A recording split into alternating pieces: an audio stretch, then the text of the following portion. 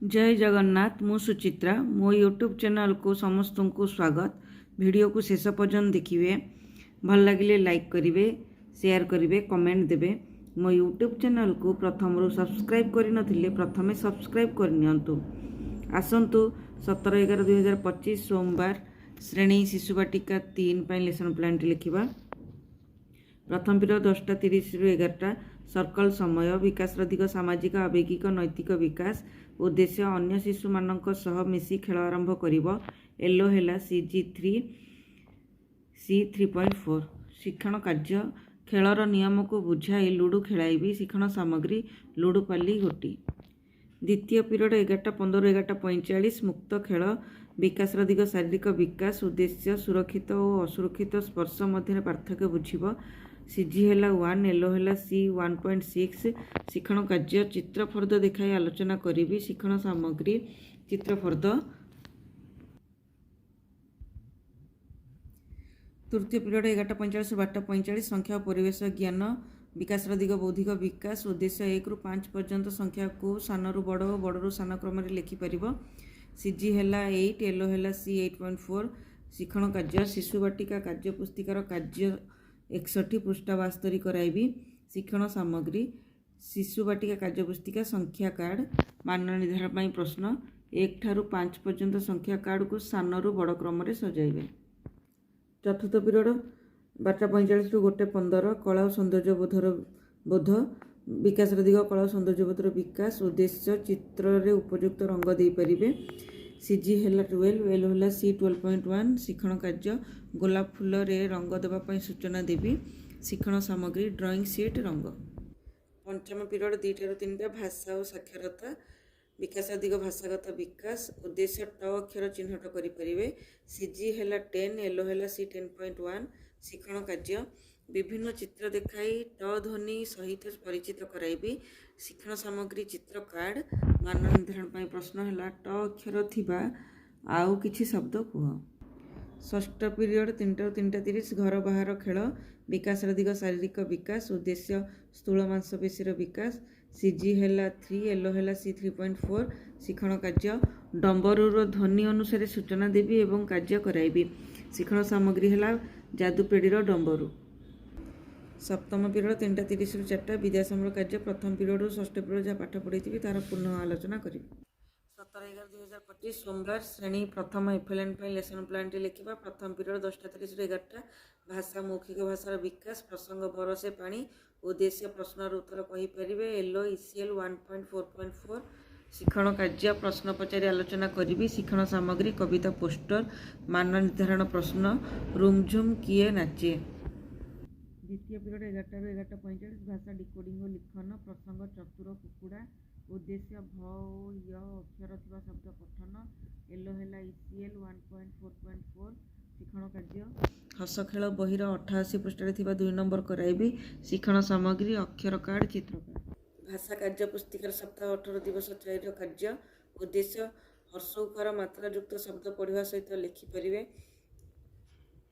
शिक्षण कार्य भाषा कार्य पुस्तिकार सप्ताह 18 दिवस 4 पृष्ठा 37 कराइबी। शिक्षण सामग्री शब्द कार्ड भाषा कार्य पुस्तिका। तृतीय पीरियड 11:45 ରୁ 12:30 भाषा पठन प्रसंग बाहर बुढ़ी उद्देश्य गल्पर सारांश निज भाषा कहीपर।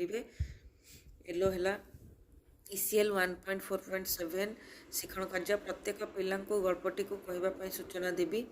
शिक्षण सामग्री गल्प कार्ड। चतुर्थ पीरियड 12:30 ରୁ 1:15 गणित प्रसंग चतुर कुकुड़ा उद्देश्य जोग 1 अंक विशिष्ट करें। येलो हैला ILM 4.14 शिक्षण कार्य पिला कार्य फर्द दे आलोचना करी। शिक्षण सामग्री कार्य फर्द मान निर्धारण प्रश्न है 11 टाणी जोड़। क स्तंभ 5 4 7 ये देदेवे। ख स्तंभ 2 मिश्रण 4 3 मिश्रण 2 4 मिश्रण 3 से मिसेकी तार उत्तर जहाँ हम ताको 11 टाणी जोड़े। पंचम पीरियड 2टा ରୁ 3टा गणित कार्य पुस्तिका प्रसंग सप्ताह 18 दिवस 4 उद्देश्य स्थानीय मानर धारणा पाइबे। येलो हैला ILM 4.9 शिक्षण कार्य गणित कार्य पुस्तिकार सप्ताह 18 दिवस 4 पृष्ठा 40 कराइबी। शिक्षण सामग्री काठी काठी बिड़ा मान निर्धारण प्रश्न गणी कर लेख। ये आपण बिड़ा काठी आ खोला काठी देवे पिला गणिकी लिखे। ये अनेक प्रश्न देपारे। ଷଷ୍ଠ ପିରିୟଡ଼ 3ଟାରୁ 4ଟା ପରିବେଶ ଚତୁର କୁକୁଡ଼ା ଉଦ୍ଦେଶ୍ୟ ଅନୁଷ୍ଠାନ ବିଷୟରେ ଧାରଣା ପାଇବେ। ଏଲୋ ହେଲା IL 4.2ର ବି ଶିକ୍ଷଣ କାର୍ଯ୍ୟ ଡାକଘରେ ମିଳୁଥିବା ସାମଗ୍ରୀ ବିଷୟରେ ଆଲୋଚନା କରିବି।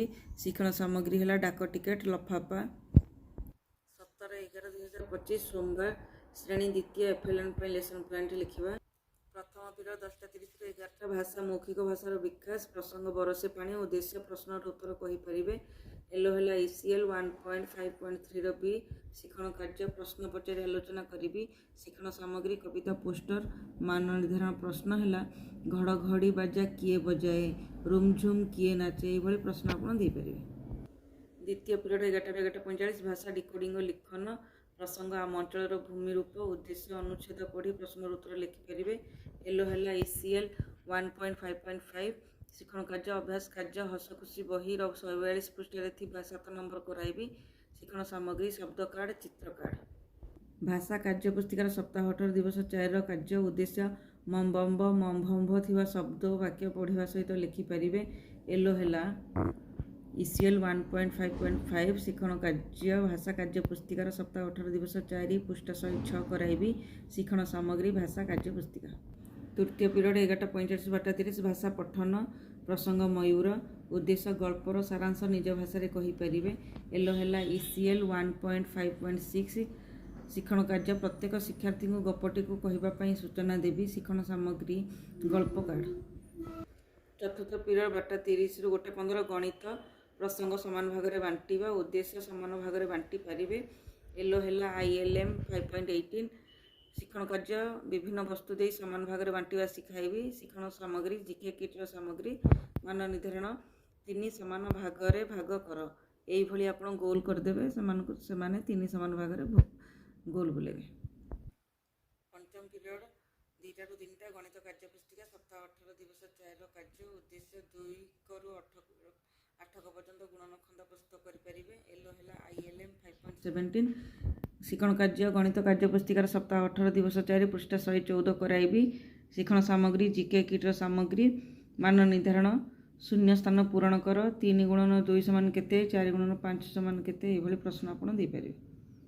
ଷଷ୍ଠ ପିରିୟଡ଼ 3ଟାରୁ 4ଟା ପରିବେଶ ଆମ ଅଞ୍ଚଳର ଭୂମି ରୂପ ଉଦ୍ଦେଶ୍ୟ ବିଭିନ୍ନ ଅଞ୍ଚଳରେ ହେଉଥିବା ଫସଲ ବିଷୟରେ ଲେଖିବେ।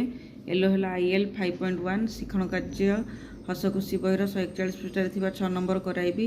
ଶିକ୍ଷଣ ସାମଗ୍ରୀ ହସଖୁସି ବହି। ମୋ କହିବା ଶୈଳୀ ଆପଣମାନଙ୍କୁ ଭଲ ଲାଗିଥିଲେ ଲାଇକ୍ କରିବେ, ସେୟାର କରିବେ, କମେଣ୍ଟ ଦେବେ।